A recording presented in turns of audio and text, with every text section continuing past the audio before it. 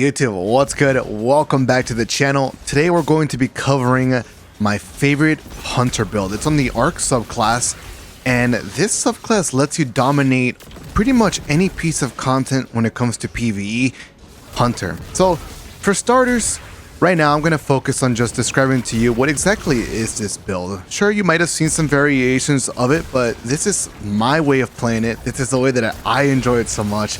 It is a blast. Some of you may know me as a Titan main, and this very much could inspire the whole hunter punch build that I got going on here. But anyways, for starters, let's take a look at my stats, right? So on my hunter right now, I'm rocking tier 6 mobility, tier 100 resilience, 50 recovery, 100 discipline. Now, the two stats you can tell that I'm prioritizing are resilience. So you get a bunch of damage reduction, which is huge. Let's go ahead and clean up these other ads. Like I was saying, resilience helps you be really tanky so that you're less likely to die. This is something that I prioritize on any character. Nobody wants to die, right? The resilience is really like a crutch here, the driving force to us just dominating. And we don't like these shield cabals. One of the favorite things that I have with this build going on is that I punch so much and I'm always using this ability that I tend to forget I even have weapons, to be honest. I'll be running activities like raids and I'll be like, damn, I have so much special ammo. Maybe I should consider using that to clear some ads. But the reality is this build is so good at just doing all the things you need it to do with the punch. Now, the other stat that I was using that you saw was max discipline. I love throwing grenades, and I hope you do as well. I figured that was such an important stat for me, especially because we have champions in the game. And with champions in the game, sometimes you need specific type of grenades to take care of them. For example, in this type of lost sector, we do have unstoppable champions to worry about. And one thing that counters unstoppable champions is blinding. So blinding grenades seem pretty clutch for me. And on top of that, being able to just blind targets in general and then have the jolting effect, which that takes me to the first fragment that I actually have is Jolt. So with my aspects, if I defeat a jolted target, I become amplified. And then my other melee says that whenever I dodge, I'm going to do this, basically. Punch, boom, it's going to change to nearby enemies. And then it's also going to create a blinding explosion, which is so awesome, to be honest. Oh, those turrets on the side don't play, do they? Right now, you're going to see the Arc Hunter just go crazy. As soon as you have one combination blow going... Wait, hello? As soon as you have one combination blow going, everything else kind of dies to 1 or 2 melee hits. And if you get a little bit scared about pushing with a punch, don't worry. The exotic assassin's cowl is going to save you. And that's actually the piece of equipment that's going to allow us to dominate the PvE content. The exotic basically states that if I defeat a target with a powered melee, I'm going to get health regen and then go invis. The invis is really clutch because it gives you an opportunity to get closer to another target so you don't get killed along the way.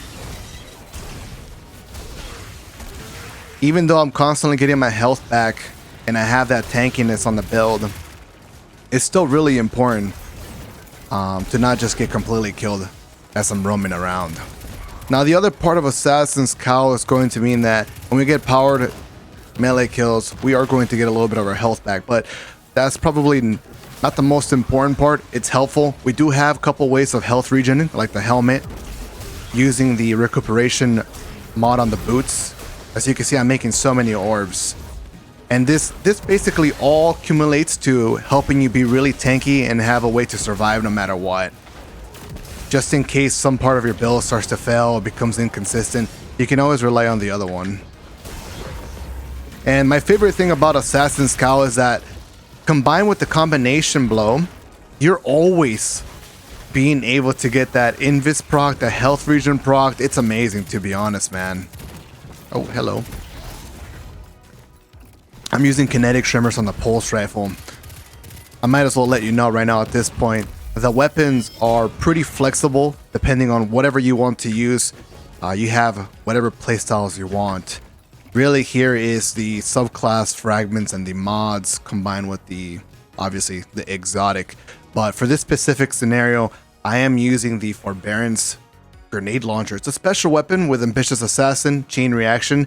It's a Vow of the Disciple weapon, and I can combine this with the Spark of Amplitude Fragment. So it says rapidly defeating targets while you're amplified creates an overpower. But you can also use the one where if you defeat targets with a special weapon, all those targets become blinded by that explosion. So you can tell a lot of booms going on, a lot of blinding going on. There's that flexibility right there with the fragment you can use. So I'm getting multi-kills, I'm making Orbs of Power. What does that mean? I'm getting my super back. I'm also able to proc Arc Surge, which is going to make my arc weapons much stronger. So if you're using something like Forbearance, that special weapon is now stronger. If you're using a rocket launcher like Hothead to do DPS, that rocket launcher is now doing more damage. Like I said, recuperation is just there to help you just in case you don't have the melee opportunity to punch something. You can just pick up an ARV and you get health regen.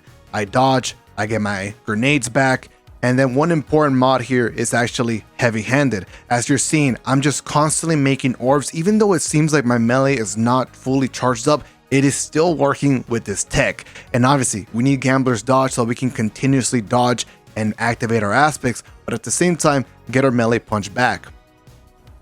Now, thankfully, this melee is actually pretty forgiving, considering that you have enough time to roam around and find another target. It doesn't just completely go away. Let's see if we can take care of one of the champions. He's already pretty weak. And look at this punch right here in a second. Oh, that didn't blind. Unfortunate. Alright, here we go again. I failed to damage the enemy while he was jolted to blind him. But my favorite part about it is that even though I'm a hunter, I can go toe-to-toe with these champions and not be scared. Dude, I was doing the raid like day 1 contest and I had people saying, I don't know how you're doing it, but you're staying alive as a hunter. Like, what is going on? Look at that, just getting the constant health regen. And there we go. So how about my other fragments? Let's take a look here. I'm using Spark of Feedback. Taking melee damage briefly increases your outgoing melee damage. Now, it's great because it gives me a plus 10 resilience, but at the same time, since I am close quarters with enemies, they are constantly punching me, thus buffing my melee damage, making it really easy to just take care of them, even though if I don't have max stacks of combination blow, correct? Keep punching me. You're just helping me. Now, another reason why I'm actually pretty tanky at close range, not everything is based off the resilience here. It's also the other fragment that states if I'm close to enemies, I'm going to get a damage reduction, and that's called Spark of Resistance. I'll read it to you. While surrounded by combatants, you are more resistant to incoming damage, and that is amazing, dude. Absolutely love it. So as you could tell right now, this is the last guy. I've completely dominated this lost sector. The champions didn't matter to me. This guy doesn't matter to me. And here comes the fun part. We get to throw a little super. But because I'm in a lost sector, I can't show you the next part of this build as to why it actually dominates in any part of content you're doing. So obviously, we have really good ad clear, survivability, and damage, you know, when it comes to the champions in some of these ads. But what about when I want to do DPS, Frost? What about when we're sitting, you know, on these encounter plates and we have to bring out the big guns and start to shoot some big boy damage? That's where your super comes into play. Unlike in this lost sector, you don't really need to swap to an exotic, but I have a quit swap keybind. Defeat this guy real quick. Let's go ahead and hide in this room. Actually, he closed it for me. Anyways, the swap is going to involve Star Eater skills. We might as well just kill this guy. Oh. Give me 1 second as we destroy these guys. Look at that. Every single punch. And boom. I'm safely moving to the chest and getting that crispy chest that doesn't give us an exotic. Alright, so what about when it comes down to DPS? Let me go ahead and back out so I can show you properly. I have 2 ways that I set it up. This is how I like to play normally, just roaming around playing the game. It's pretty fun. I'll give you a quick glimpse over all the mods here so you can get it again. Like I already stated, the arc, surge mods, we have the recuperation and the heavy-handed. The rest, you know, it's pretty simple. Another quick glimpse at my fragments and my aspects, but let's take a look at the other build. The other build is literally the exact same thing, except I have changed it to a different exotic. Now, one thing to note of is if you don't do what I'm going to teach you in a minute now, you are going to just make your build fall apart. You're going to lose your super. I feel like a lot of people don't know that, so I will let you know. Anyways, I have my Arc Hunter build. I'm going to just swap to the one right next to it, which has the same exact fragment setup and a couple different mods, you know, just because maybe you just saved it incorrectly. But the big part is keeping the same mods, the same fragments, right, here in the subclass. I switched to Star Eater scales. We play with Warlocks. They love to pop their wells. Your teammates love to make orbs. In fact, you're making so many orbs for yourself. And I absolutely love just swapping to this, you know, a little bit before DPS. I pick up a couple orbs. I have my super already full, so all I need is 4 orbs, and I get the Star Eater scales max damage on my Arc Hunter super. And guess what? You hit that, you do your DPS with whatever rocket you want, whether it be a Stasis rocket launcher, an Arc Surge rocket launcher like Hothead. Maybe you're the Galahorn guy on the team, so you put Solar Surge. So you're just spamming rockets or damage, your teammates are spamming damage, all that jolting is going to continuously proc, and you're going to be, you know, the top, if not top 2 most damage on your team. This is what makes a Hunter one of the best DPS classes in the game, and I absolutely love it. I don't feel useless in high-end PvE content, and in low tier content, I just feel like a bully, man. I punch everything dies. I'm telling you, I'll be roaming around just wondering, why am I not using my special weapon? This thing has max ammo. It's literally just an ability subclass, and it is a complete blast. So that's pretty much all I have to share with you. Let me know what you think. Remember, keep the same fragments. I'll give you a little preview here of what I'm using and how I set it up. Notice how the fragments are in a specific order, and same with the other one. They are in a specific order. They have to be the same exact pattern. Otherwise, when you have full super and you attempt to do the swap, you're going to lose your entire super, thus breaking your build. All right, that's pretty much it for me, man. Thank you so much for watching, ladies and gentlemen. Let's go ahead and dive into another lost sector and slay some more ads. All right, we're going to be doing the master version of this. I was doing it on Legend. I want to show you with a little bit more focus how aggressive you can get and not have to worry about the PvE enemies getting in your way.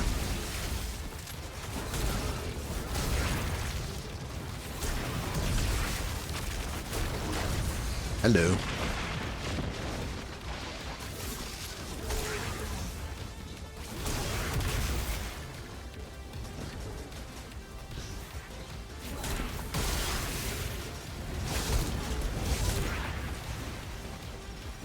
I'll show you this segment here of me just wiping these ads and taking care of the champion. Just constantly healing. Having damage reduction from my mods.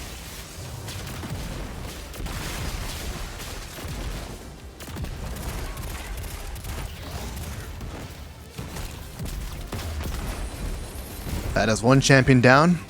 Let's go ahead and show you this segment here where I'm going to clear all these ads and then take care of a champion as well.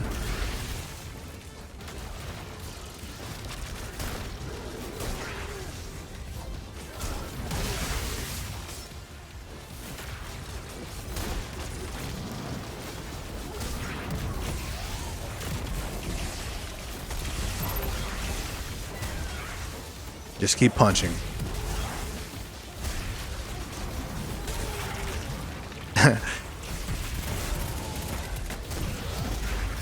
Just keep punching. Another gladiator too? Get out of my face. So you see the power of the Arc Hunter build there. Now this room, I didn't know it was going to be this lost sector, but this is a really good showcase of this build, because this lost sector for, you know, some people can be pretty difficult to get through with all the enemies shooting you and the density. There's not enough angles for you to really like stay back and pick them off one by one. You kind of have to seek them.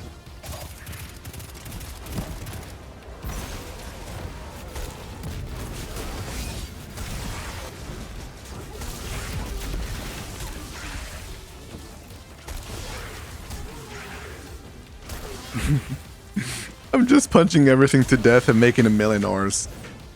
If I had teammates, they would be so happy that I'm making all these ores for them. And now here we go, the last segment. Let me show you how I deal with the champions. Pretty easy. The flashbang nade is going to be really clutch to at least stun one.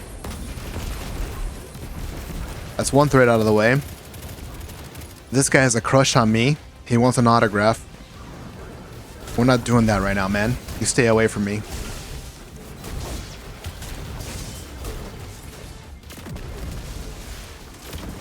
Do a little couple booms. Always have to remind myself, hey, I do have a special weapon that I can use. My primary can do more than just stun champions. Come on. They want to have some fun as well.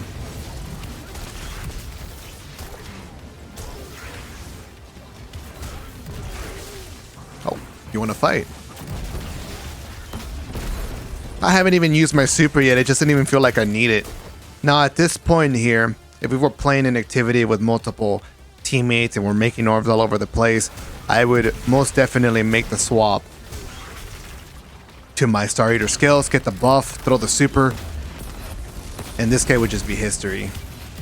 The way that I set up my build, it feels like it's pretty friendly no matter who you are. You don't have to be a 10 out of 10 professional to execute these plays. All you need to do is just somewhat understand the loop, the way it plays out, and see somebody like me, how I utilize the strengths and weaknesses. I like to play careless. I don't want to be completely focused 24/7, you know, min-max every single combo. Think about every single engagement before I get into it. I just want to get into it, you know? Let's go ahead and finish this guy off with a little dodge, little punch, send me flying, little trick shot 360, boom, baby, let's go. Alright, before we close out the video, let's see what we get. No exotic. Okay, Bungie. Thanks for watching. I'll see you next one.